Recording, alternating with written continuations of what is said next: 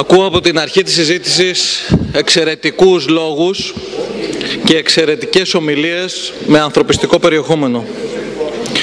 Ακόμα και οι εκπρόσωποι της Ελληνικής Αυγής, που όλοι λίγο πολύ γνωρίζουμε τις θέσεις τους, με συμπάθεια και συμπόνια στάθηκαν στο φαινόμενο της μετανάστευσης.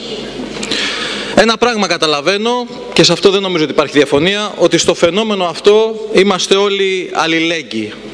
Είμαστε όλοι άνθρωποι,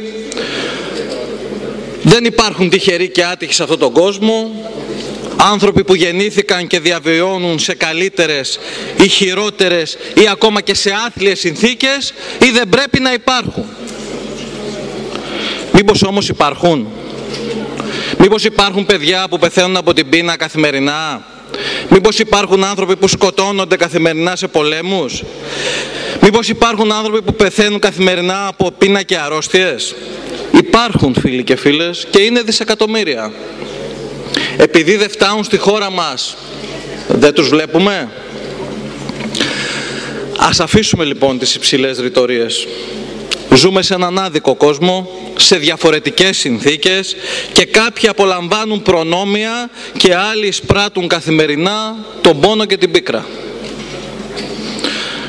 Και για να μιλάμε με τη γλώσσα της αλήθειας για τον προηγμένο κόσμο. Ας έλεγε μια κυβέρνηση ότι κάνα 2 μήνες δεν πληρώνει μισθούς και συντάξεις για να περιθάλψει πρόσφυγες και θα μετρούσαμε τις αντιδράσεις των προηγμένων κοινωνιών και τις ευαισθησίες τους. Ας δούμε λοιπόν τι εμείς μπορούμε να κάνουμε που έχουμε την τύχη να ζούμε σε αυτή την υπέροχη χώρα. Τι μπορούμε να κάνουμε για αυτούς που φτάνουν στο ελληνικό έδαφος ζητώντας άσυλο ή προστασία ή επιδιώκοντας απλά την επιβίωσή τους. Μπορούμε να τους απορροφήσουμε όλους? Δεν νομίζω. Μπορούμε προσωρινά όμως να τους περιθάλψουμε?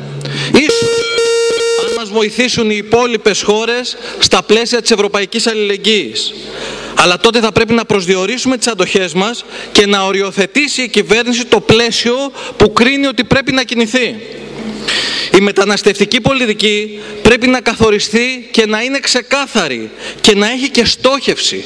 Οι αυτοδιοικητικές δομές είναι εδώ για να βοηθήσουν και συμφωνώ απολύτως με τις προτάσεις της ΕΜΠΕ και του κυρίου Φιλίππου.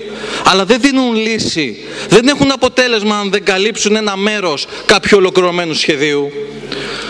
Είναι υποχρέωσή μας, αναμφισβήτητα, να περιθάλψουμε αυτούς που φτάνουν στη χώρα μας με τις απαράδεκτες αυτές συνθήκες. Είναι όμως πρώτιστη υποχρέωσή μας να δημιουργηθεί ένα πλαίσιο που να μην χρειάζεται αυτοί οι άνθρωποι να σκυλοπνίγονται, να μην γίνονται αντικείμενων των δουλεμπόρων και αυτών που εκμεταλλεύονται ανθρώπινες ψυχές και να διαχέονται με έναν προγραμματισμό και στη χώρα μας αλλά και σε όλη την Ευρώπη.